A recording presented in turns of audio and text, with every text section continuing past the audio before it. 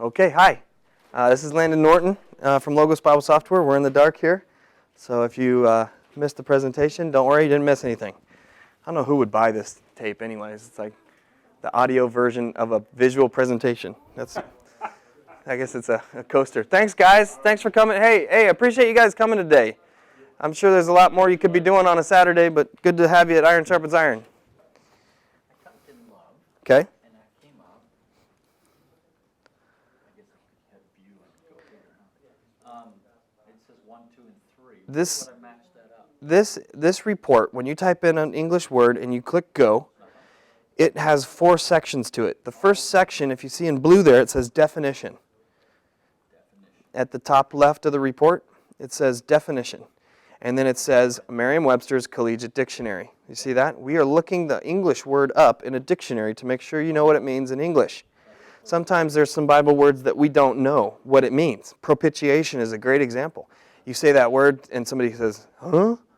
Jesus is the propitiation of my sin? What's that mean? Okay, well, kind of get it in context, but this gives you a definition. If you scroll down, the next section would be key links. These are key books in your library that talk about your English word in all the biblical languages. English, Greek, Hebrew. It basically looks that word up in all the different dictionaries and books in your library. So you'll find articles from Bible dictionaries. You'll find articles from Greek and Hebrew dictionaries. You'll find articles that talk about sermon illustrations about that word love. The next section are root words. This is the coolest part. This has all the different Hebrew or Greek below it, all the Greek or Hebrew words that were used to translate into love. Size matters. So the bigger the Greek word or the bigger the Hebrew word, the more often it was used to translate into love. Basically what we did is exactly. Click on one and let it run the concordance. You'll see a concordance being run. Yeah, you see that? It shows you all the places where that Greek word is used to translate into your English word. So you can find. Now, click on one of the blue words in the verse, not on the verse, but click on the blue word, whichever it may be. For this gentleman, for Chris, it's love. Click on the word love in the context of the scripture, right? You're going to look at the new book that we built. This is a reverse interlinear. It's a New Testament. We also have the Old Testament that has the English on the top line and shows you Greek and Hebrew information underneath. That's how we can find all the words that were used to translate into love. We search the top line and we link you to everything that talks about the other lines. So morphologies, Greek and Hebrew words, root words, variations, word order, all sorts of stuff. Exactly, and Old Testament too.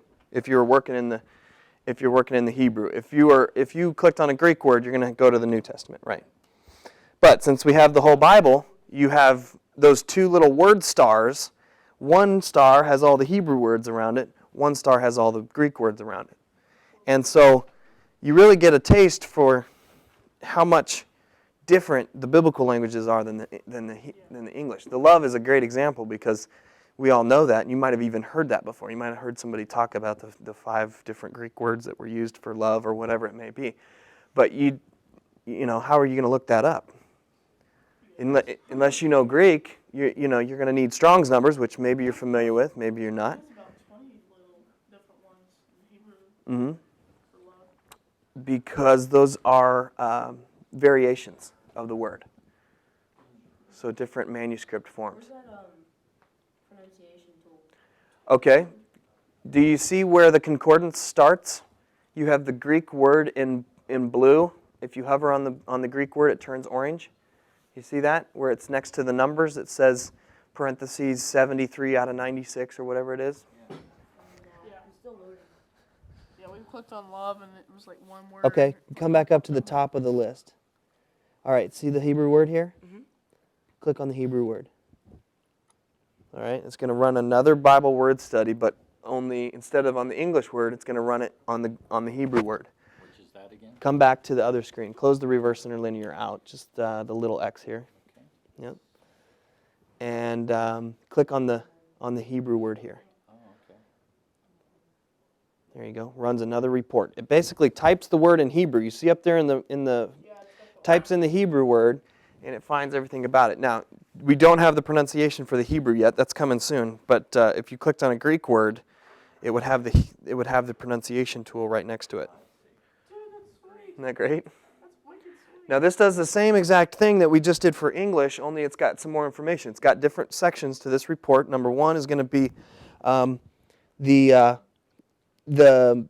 visuals. It's going to show you what the word kind of sort of means in English. It means to loyal love. So this is the love of a good friend or an ally.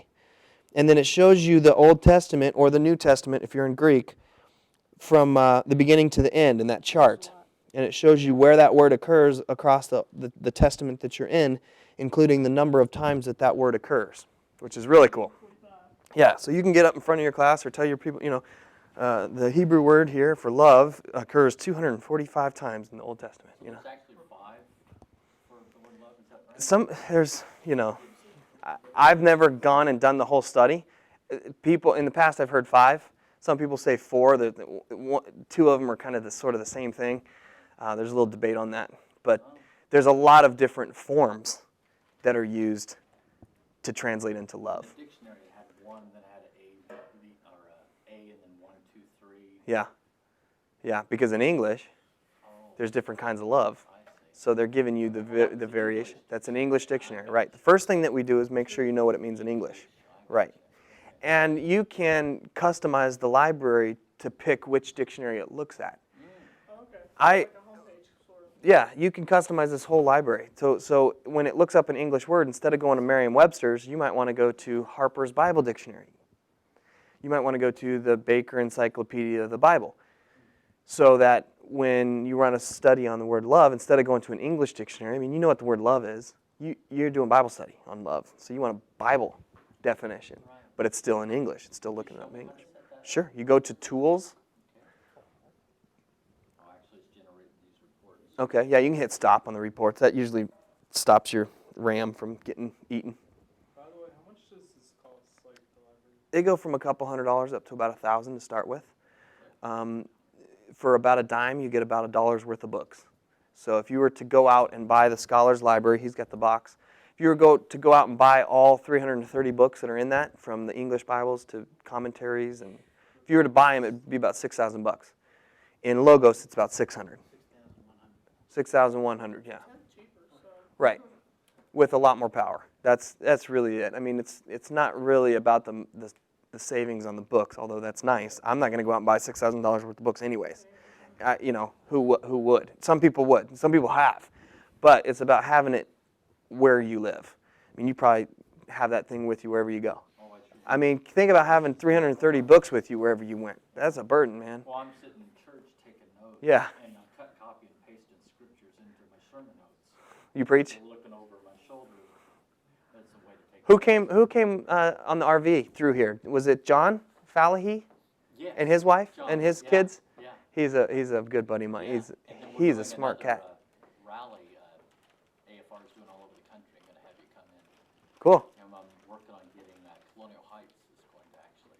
Good. do one. I knew we had an RV stop around here somewhere, and then they started talking about AFR this morning, and it reminded me of that whole thing. I thought, well, It'll be at Colonial Heights, which isn't too far. there you go. Agapao, learning Greek. So I go to Tools. Go to Tools, and then go down to Key Link, or go down to Options. Okay. Tools, Options, Key Link. All right, let me explain to you one of the most core functions about Logos Bible software. We code the software to do what it does based on what information you're studying. Let me give you an example. If I tell you to open up your Bible to January 3rd, you're going to be like, what? If I say my birthday is John 3:16, you're like, this guy's crazy, right? Those are two different families of information, right? One family is what? Date of the year. One family is Bible verses. Logos treats these families different, and it goes to different books and does different searches based on what family of information you're studying. Okay, does that make sense? If you click on a Bible verse, we're not going to open up an English dictionary. We're going to open up a Bible or a commentary or something that's versified. Same thing with English words. If you double click on an English word, we're not going to go to a Bible. we're going to look it up in an English dictionary for you. We call that key linking. We link you based on the key that you're in. When you go to Tools, Options, Key Link, this is where you can customize what Logos does for different families of information. There's hundreds of different families. We call those data types. See where it says data type at the very top of the options box? Hey! All right. You see where it says tools, you see where it says data type? Okay, Bible. This is the family of information you're going to customize, and there's many different things you can do with it. So if I wanted to default to New King James, I just put that in. Right, exactly. Well, you may have already done that when you picked your favorite Bible. Oh, you haven't yet. Okay. You'd go down here, you'd pick which Bible, you'd promote it to the top of the list, and that would be the first resource or action it would go to. The default for English is Merriam-Webster's. If you change that default to Harper's or Easton's Bible Dictionary, when you type in an English word and click go, it'll go to that dictionary. Does that make sense?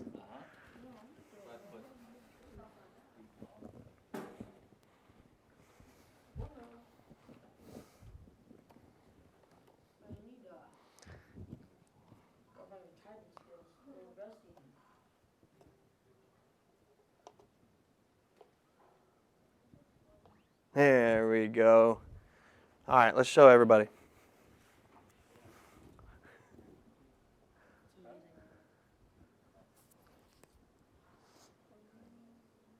I'll probably use that a lot when I learn how to speak Greek. This is how I'm learning Greek. So I must not had a default. Bible chosen? I do now, right? Yes, exactly. up That there? makes the King James the first Bible we go to when you click a verse. You can pick 5 or 6 and put them to the top of the list so that when you do a passage study, when we compare English versions, it does the 5 or 6 that you picked. And I'll show you what I mean. Let me type one in, guys. Let me put it up on screen and I'll show you guys everything. We got about 40 minutes left, so we'll go over some other stuff. Okay. Good. I feel like I'm way back here behind this silver desk. Okay, good. That's fine. It's pretty informative. I usually sit and read boxes when I go to the computer store. Just Do you? What the? Oh. Sorry, ladybug. squished her now. That freaked me out. Things flying in around on me. Okay, it's going. Okay, let's see if I can turn. This seems kind of strange, but I'm going to try to turn the lights off. All right, there we go. Yeah. Okay.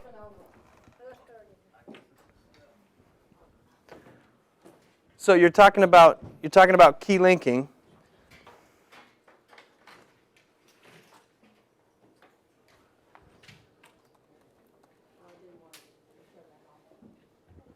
I'll show you why you would want to key link. You'd want to put 5 or 6 Bibles up on there. When I do my presentation, I usually do it on the Great Commission. So I type in a passage and I click go. All right? This is the one thing that we kind of haven't done yet. This report pulls up about, well, I don't know, 10 or 15 sections on my verse, and it pulls up the Bible to that verse. So whichever is that preferred version, Chris, is going to be this Bible that pops up. Mine's the New American Standard. Yours is going to be New King James. You can pick one of the 18 or 19 different ones in there, and you can rotate through those Bibles. If this is the active window, you see how I changed it and made it the active window? I click on there. You guys familiar with that? Go left and right on your arrow keys, and you can go to the other Bibles in your library. New Century Version, New International Version, New King James. So we call that the Bible window. We keep your Bible open to that verse. You want to come over here and grab a seat? I'm probably going to be right in your way, man. So I'll show you why I use the New American Standard. This is great, and it talks about what we're talking about with key linking. You can't do this with any other Bible except for the New American Standard or the regular King James. When you're in the English translation, you can set it up under key linking to preview the key link. Okay, the key link is what? The first book that we look at for that family. Okay, for Strong's numbers, you can set it up to where I hover on an English word and the Greek definition pops up. What? Isn't that cool? What? That was weird. How great is that?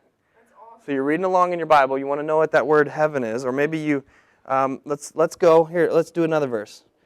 This is a great example. John 21, 15 through 17. You probably have read this story before, right? Which Bible did you say to use? New American Standard or King James. Now yours will not do it yet. We've got to turn it on. But I'll show you why we do this. Okay, you've heard this before, right? Simon, son of John, do you love me more than these? Peter said back to him, yes, Lord, you know that I love you, right? Okay, if you're studying this in English, you might have no clue that this is a different word Jesus is asking Peter that Peter is saying back to him.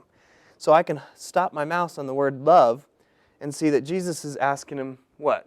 Do you agape me, right? Do you agapao me? And Peter says, yes, Lord, you know that I phileo. All right? Isn't that interesting? Now here's another thing. He says to him a second time, Simon, son of John, Peter, do you love me? Do you agapao me? John says, yes, Lord, you know that I phileo you. Okay, he's not getting it, right? He doesn't get it. He's not answering it. So what does Jesus say the third time? Simon, son of John, do you phileo me? He says, yeah. All right. Yes, you do. He says, yes, Lord. Do you know? Do you love me? He says, yes, Lord, you know all things. You know that I love you. And he uses phileo. Now, just to tell you, most of the smart people that have studied this and know languages and things like that, most of them say that there's no big deal with that people kind of use those words interestingly back and forth, that he didn't ask Peter 3 times because Peter wasn't giving him the right answer. He asked him 3 times because he wanted to be repetitive and make a point. That's really what it was all about. But the interesting thing is that you can never find that if you're studying in English. You never would have known that. I grew up my whole life studying this passage. Never heard that preached one time. With just a little work with Logos, I can turn it on to where I hover on an English word and the Greek definition pops up. Now, Chris, follow along. Tools, options, key link. You're back here in your options. I'll show you how to turn that on so that it's on for you when you get home. This is really quick. All right? Go to data type and change it to the Greek.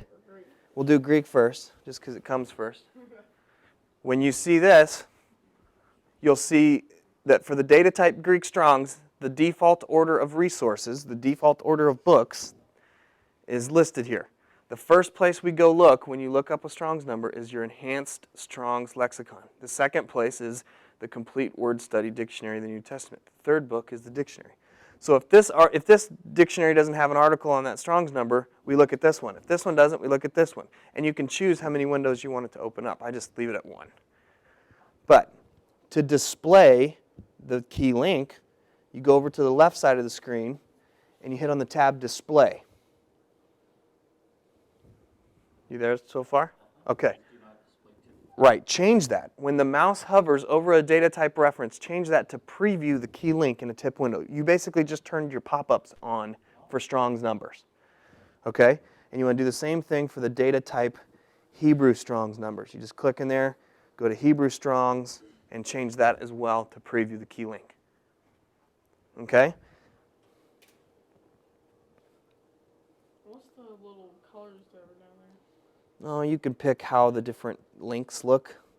Some links are orange or yellow, or you can change that if you really like teal. That's fine, All right, notice if you change the data type to Bible, Chris, when the mouse hovers over a data type reference, it already says preview the key link. When you get this out of the box, and you see a Bible verse, I'll click on that to make this hot. If you see a Bible verse and I hover my mouse on Luke 12:32, what does it do? Previews my first Bible, whichever one I set up, New American Standard for this case. You see how this saves you so much time? Oh my goodness, man. But you have It changes your total paradigm. You know, like you're in church and you're able to go and, I mean, I was in a small group the other night. I'm studying like around circles around people. You know, they're barely getting into the one thing that's in the notes. I'm looking at hundreds of things. It's awesome. So you should probably make New American Standard your default subject. I do for presentation purposes just because that's really awesome and I love it. But The only one that for me, I like the ESV just because of its accuracy. It's probably newer scholarship than the New American Standard as far as a word-for-word translation. But it doesn't look as cool because it doesn't have the Strong's numbers behind it. Basically, why this works is because behind the English, you actually have, well, come on, you actually have Strong's numbers built into the English text. You guys ever seen a Bible like this? No.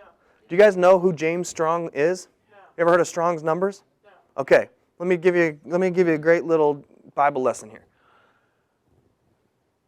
If I tell you to go look up the word marriage in the dictionary, what do?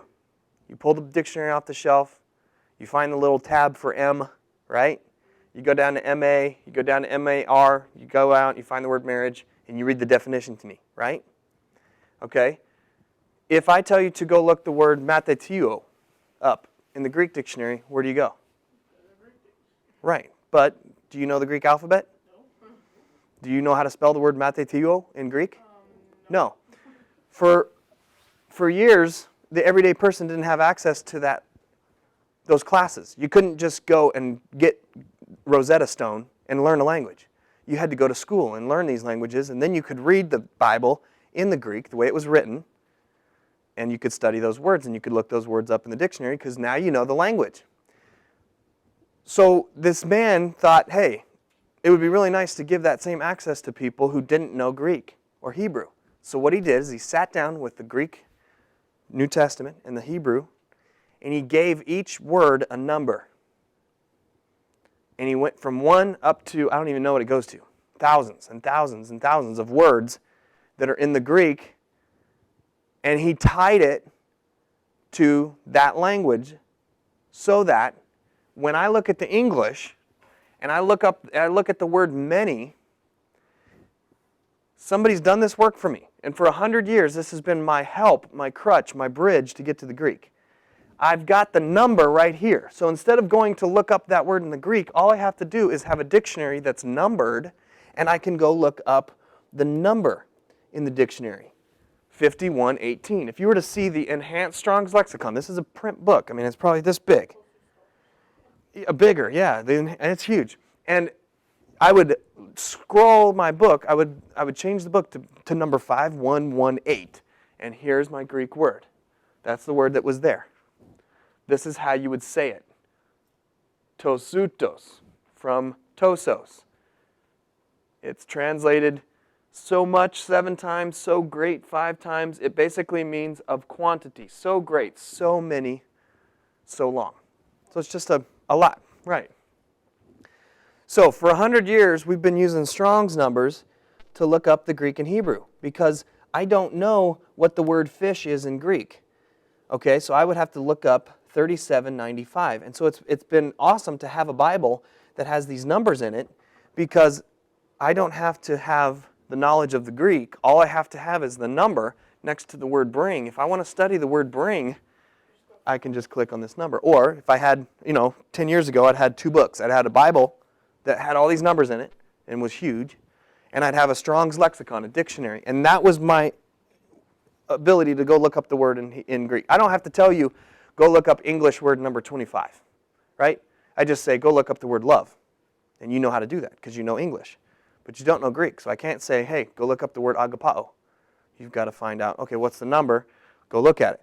That's what this reverse interlinear does. That's what this fixes. That's what's so cool about this tool now is that I don't have to know what this Strong's number is. We still have it in there for people who want to use it, but we've completely cut out the middleman because we've got the English and the Greek right below it. You don't even need the number. You just need this book. Isn't that cool? Mm-hmm. With this book, this is in every library that we sell. We actually published it in electronic version before it ever came out in paper. Very cool. If I want to know this word bring, if I want to study this word bring, I can right-click on here. I can do all sorts of stuff. I can pronounce it. Ferro. I can run a word study on it, which is what we did earlier. You know, when you typed in the... I can run an Englishman's concordance on this. This is kind of interesting. This Greek word might be translated into other words besides bring. So if I click on here, we look up this Greek word. We find what the word is above it, bring, brought, whatever. And we run a report showing you all the different... Yeah, look at that. That Greek word is used to translate into 64 different places. Bring, brought, bringing, yielding, bear, established, took, produced, driven, endured. Do you like type your name in there? Do you have a Greek name? Joshua. I'm betting that Look up your name, 'cause that's my name. Landon is your name? Yeah. Awesome. Cool. No wonder you stuck around. All right, let's see here. It's obviously in the Bible, so see, Landon unfortunately isn't in the Bible. Yeah. We're in the book of life, but we're not in the... He does know your name, Yeah. but... Well, he's kind of got to know your name too. Right. So. This is why I love changing my English key linking to a dictionary or an encyclopedia, Chris, because I don't need to know what Joshua is in English. I want a Bible article on Joshua. I go to Anchor or Baker or Harper's Bible Dictionary or Easton's. I think those are probably pretty current. I love Baker. This is a 4 set of books, encyclopedia set that gives all sorts of information on these things. So there's a whole article on Joshua, who he was, where he was in the Bible, how he became famous, what things he did right, what things he did wrong. It's got even more places. Yeah, we kind of keep it tight, you know, so that we don't run this huge report. But if you click more, we basically open up the book and let you go to town. And you can hover on the verses, you can cut and paste, you can put it in. Speaking of cutting and pasting, this is pretty cool. Let's say you were doing a book report on your name for your teacher. She says, your name's in the Bible, I want you to run a report. You say, all right, well, I'm going to talk about when the Lord announced to Moses of his impending death and that he was to appoint Joshua to that position, okay? Joshua was the next guy in line after Moses, right? So if you're going to say that, you cut and paste, right? You've done this before? Or copy and paste? Copy. You right-click and copy on your highlight. You go over, I've got a Word document open here. And let's say this is where you wanted to paste it in your paper. You just, all right, pretty cool, right? One thing that Logos is doing for students and for pastors and people who come back or maybe hand notes out or whatever is that you'll notice at the bottom already, automatically, we've done your bibliography for you. That's pretty cool. Isn't that great? You picked a citation style, APA, MLA, Turabian, whatever. And there's a way in Office 2007 now in Microsoft Word to convert it to an endnote. So automatically, it'll take every single reference that you have and put it into a bibliography at the end. On like Microsoft Word. Yeah, in Word. I'm just not sure. I can't remember how to do it off the top of my head. Very, very It's good probably stuff. like Tools or something. And so, could you like update, like if you add something new to the logos thing, you just go to the internet and like Update it. update it? Yes. Lebronics is the engine. Remember that. I always tell people Logos is to Lebronics as Microsoft is to Windows. That's the idea. We're the company that created and maintains Lebronics. That's the operating system. That's the icon that you run on your computer. Okay, that's what you click to start up Logos Bible software. Which one? Any Lebronics tools, any Lebronics updates are free. So if you're online, you just click that little link under Tools. And Chris, check once a month or so. Just every time you get to thinking how great Lebronics is, just go, oh, I probably should see if they've got anything new. You'll find stuff adding all the time. And we're building, we're fixing, we're improving, and all that kind of stuff. I tell people, you buy the books, we'll pay for the software. That's kind of the idea. We do all the software stuff for free. You'll always have the current reader. Your books will always be read in Lebronics, however many versions we go down the line. You just buy the books you want, and we're just coming out with more than anybody. You want to check that out? I'm pretty sure. I'm not going to even try Wait, it. if you look at what kind of book, then you'll see Lebronics stuff? Lebronics, Like what kinds of books you said? all sorts. All with sound everything from A to Z. Books on Paul, books on Ugaritic languages, books on different books of the Bible, books that authors have written, like Bob Record and these guys. They write these books. Well, if they want to publish it electronically, they can put it in Libronics and sell it. So their publisher comes to us and says, hey, we'd like to put a box together of all Charles Stanley's books. You've probably heard him on the radio. David Jeremiah, J. Vernon McGee, Max Lucado. These guys have a box. It's like a little picture of them on the front, sitting in a library. They're like, hey, buy my books. Well, you buy those books. If they're in Libronics, you copy them to your hard drive. When you click go, it reads every book you own, whether it's 100 books or 1,000. I have like 3,000 books on here that I travel around on the plane or whatever. I can sit there and type go and find all sorts of stuff. Now, I didn't have to buy. Lifeway, Family Life. Like I said, next time you're in there, check how many of those boxes have that little red logo on there. You'd be shocked. It might not say Logos on it anywhere. So if they've got a book, see if they also have the Libronics. Will the book will have the marking on it, you're saying? The box of computer software will, obviously. If you buy a book and it says CD-ROM included, sometimes that's Libronics. The ESV is a great example. If you go buy an English Standard Version and it says CD included in the back, that's Libronics. That means you just bought the paper Bible and the electronic Bible. And you just copy that Bible to your hard drive, and you now use it alongside with all your other Bibles. Well, I closed that Bible out. So, all right, let's do the word study. We don't have the Hebrew. We don't have the Hebrew pronunciation, but it will tell us. We will be able to look up kind of how it means. Yeah, I just told my uncle about it. I was sending him a text. Here you go. You want to know a little bit about Yehoshua. Yehoshua. Aren't you glad you're not Hebrew? Oh yeah. That's kind of weird. What does it sound like in Greek? That's an interesting question.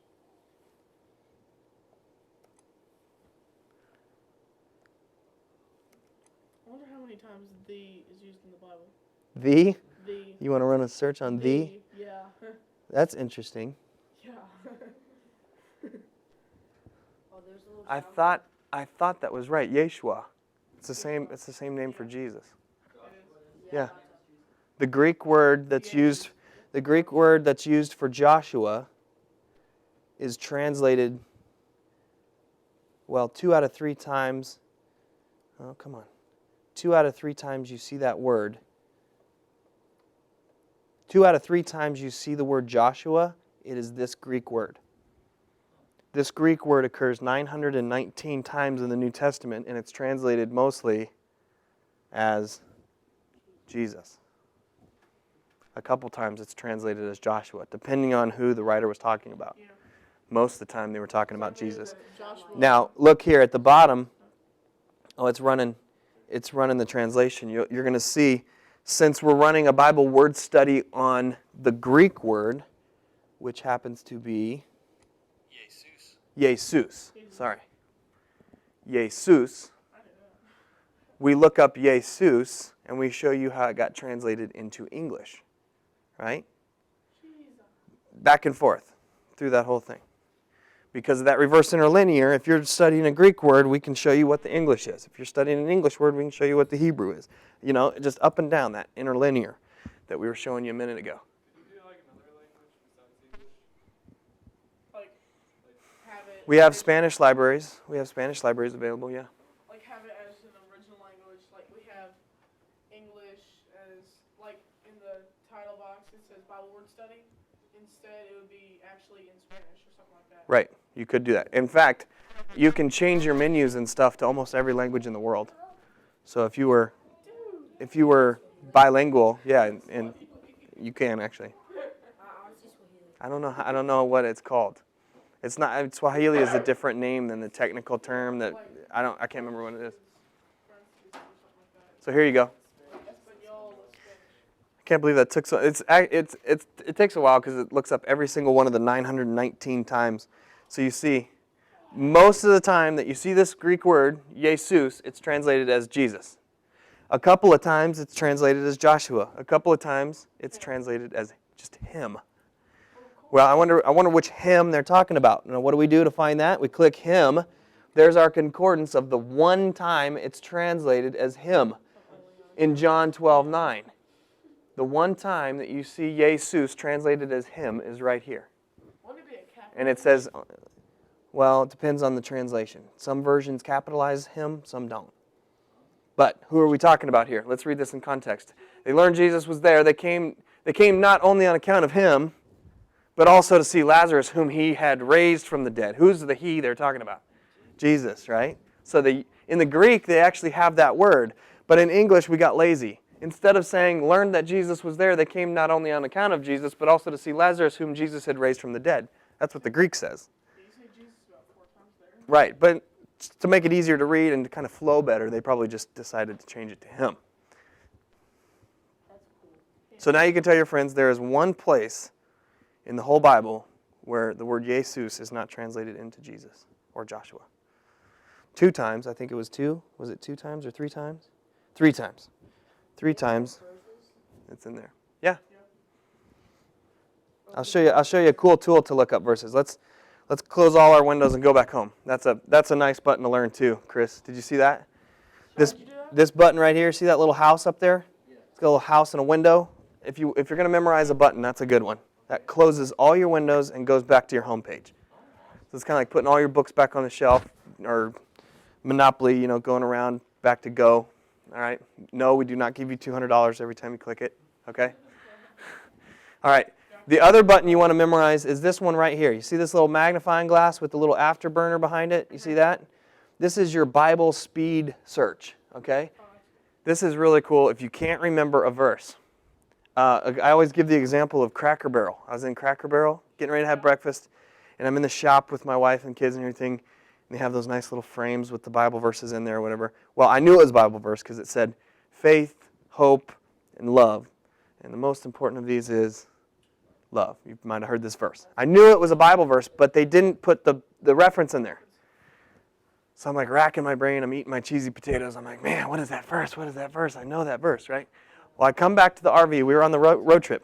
I come back to the RV. I come on here. I type in. I go to Bible speed search, and I type in the words that I know: faith, hope. By the time I get done typing love, there are the 3 verses where those 3 words occur. The greatest of these is love. Right, and I'm like, duh. 1 Corinthians 13. I knew that, right? Well, I just couldn't remember. So instead of having to, oh well, sorry, I can go look it up. You're doing ministry with somebody, you want to show them all the verses on courage, if it's in the Bible, and remember, it speed searches, so it only does one book or one version of the Bible. If you want to search the New American Standard, you search the New American Standard. If you want to search NIV, instead of 50 hits, there's only 35 hits in the NIV. There is 39 hits in the ESV. So if you memorized the verse in the King James when you were a kid, or if you're working at home in the NIV and you want to find all those verses that say that word, you can do that. Now you can also do quotes too. So if you want to find every place where Word of God, we're studying the Bible today, let's find out all the places where it says Word of God or Words of God. You can do that too. And what are the quotes? The quotes make it a specific search. It puts, if you didn't put quotations, it would find every word, it would find every of, and it would find every God, but separate. When you put quotations, it makes the phrase search. They call those Boolean operators. There's all sorts of keys that you can do, brackets, quotations, all sorts of stuff. And that's pretty common across all sorts of search strings. If you were to walk into a remote library search at Harvard's library and you wanted to search for any books that had dictionary, you could put DICT and a little apostrophe. And it'll find any book that has DICT and space. You'll see what I mean. If I want to find faith, but I also want to find everything faithful, faithfully. Now, this search You don't have to do that. Luckily, we've made it to where it's inclusive. So if I find love, if I type in love, it's going to find loving, it's going to find loved, it's going to find lovely. We do that automatically for you in the speed search, which is nice. Now, if you want to break it down and you want to see, faith is a good example. You want to find out the places where instead of this whole long list and having to figure out, okay, that's faith, that's faithful, that's faithfully, at the top you've got a link called concordance. If you click here, we'll break it down for you and we'll analyze your search and show you kind of groups or clusters of each one. I forget how long this takes. But it breaks it down and shows you, okay, here's all the faiths. Faithful, there's 75. Faithfulness, there's 41. Can you punch in a verse for me? Yeah. No. You know what the verse is? Yeah. Okay, go ahead. Proverbs 11:2. You want to study it or do you just want to pull up a Bible? Study it. All right, let's type it in and click go. So we type in the verse. Which one is it? Proverbs 11:2. Okay, notice this box drops down. This is something I want to talk about real quick too. As you start to type the verse, this box drops down and says, all right, I know you're not going to Habakkuk. You've typed in P-R-O-V. You're probably going to Proverbs, right? So it says, all right, where do you want to go in Proverbs? This helps you to find where the verse is in context. When you type in, now that it knows I'm going to Proverbs, I don't need to finish typing it. I don't need to use spaces or colons or whatever. Just type it in. We'll figure it out.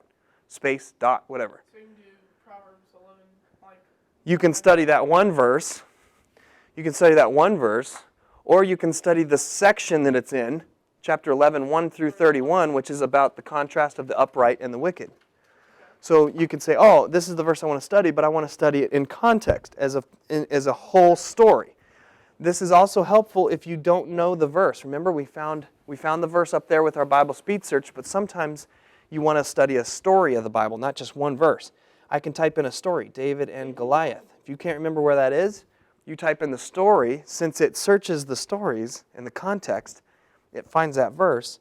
You click, oh yeah, here's the story I want to study, and it pops in the verse for you. so why are you choosing my name? Very cool. My first name's Landon, my middle name's David. David, really? So you just chose David. All right, how about this? I'll choose John the Baptist, and we'll find out where he preaches in the desert. Is that cool or what? You can butcher the spelling. Yeah. So The preaches. if you can't remember how to spell all those Old Testament books, you're okay. It's all right. This is my kind of stuff. Yeah, baby. Yeah. I always kid with people. I say, if you had to know how to spell all those Old Testament books, you'd only study the book of Job, right? Yeah. All right, Proverbs 11:2, right? Right. All right, type it in, then what do we do? You go. Click go. All right, there you go. You guys are experts. Now, I still have the numbers on, so you can see the numbers. I'm going to turn those off so that I don't forget to do that later.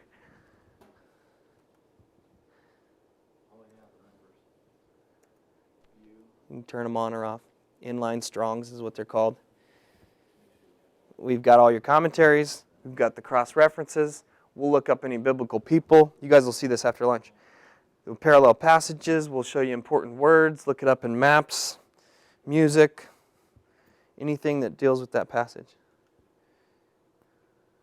Music. What's music?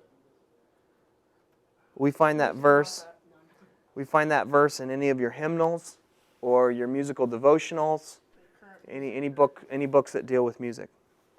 We'll pull out all the topics from that verse, so we'll study that verse for you and find out all the topics that are talked about in that verse.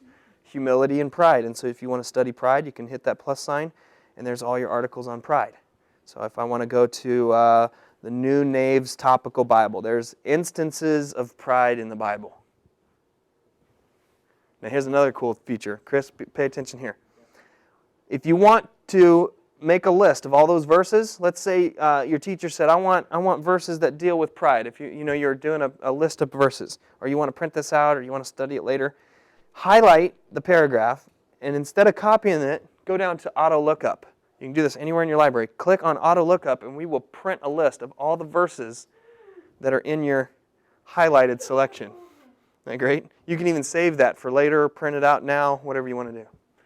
So all sorts of cool stuff. That's all I'm just pride. Yeah. From that Bible. From this. This is from one Bible. This is, well, remember that NIV. this is from the New Nave's Topical Bible, okay?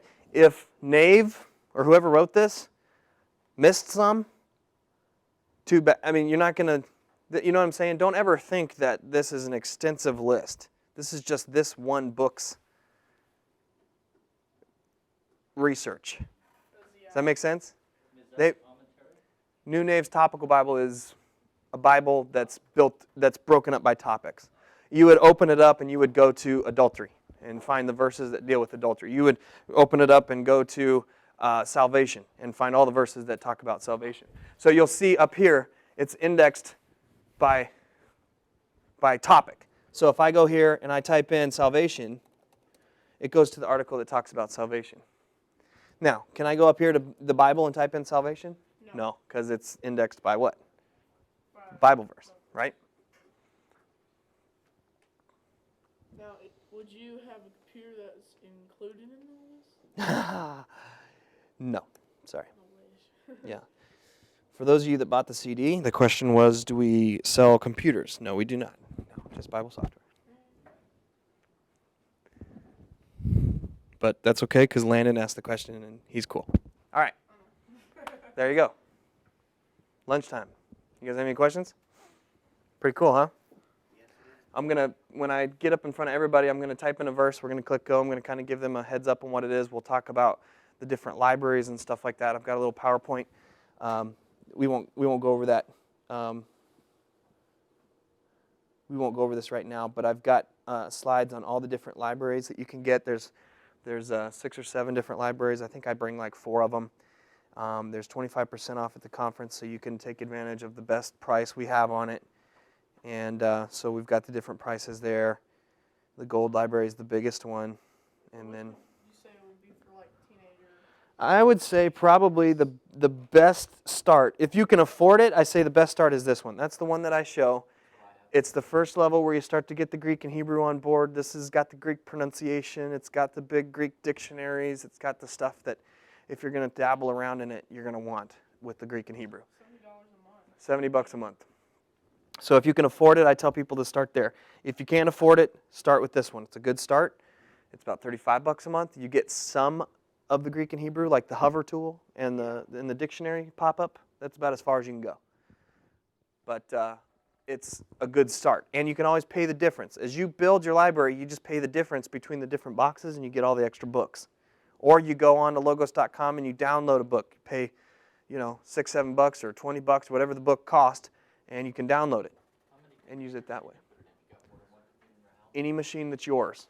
So technically, I tell people it's an individual license. You can put it on any machine that's yours. And the license goes with you. So any machine that's yours. There's free video training online. We've got free customer service, technical support, installment plans. There's no interest on that. We just extended it out 8 months. No shipping. Yeah, you can get the discs here. We have them at the conference, and 30-day money-back guarantee. What if you guys were to leave and then somebody wanted it? Like I have, my uncle lives over in Colorado, and you guys don't really, Where in Colorado? Colorado Springs. That's where I graduated high school. You're serious? No, I'm totally serious. I grew up in Colorado. We're like soulmates, man. I know that. I phileo you.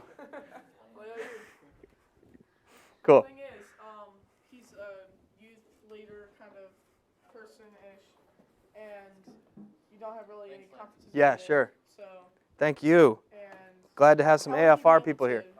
How would he be able to get all this? He can give me a call, get my card, Okay. get my card, and say, "Hey, Landon says, the other Landon says that."